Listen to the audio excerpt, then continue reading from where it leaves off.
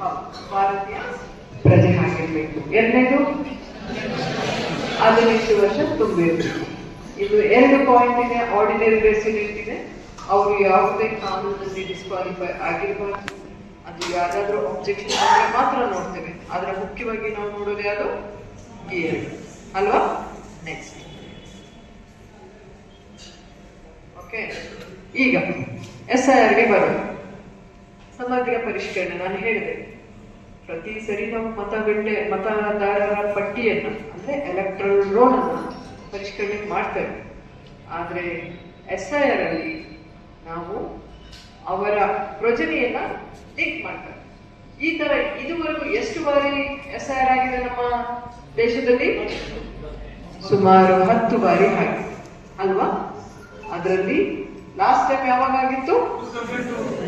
2002ರಲ್ಲಿ ನಮ್ಮ ಕರ್ನಾಟಕ ರಾಜ್ಯದಲ್ಲಿ SIR ಆಗಿತ್ತು ಪರಿಷ್ಕರಣೆ. ಯಾರಿದ್ರಿ ಆಗ?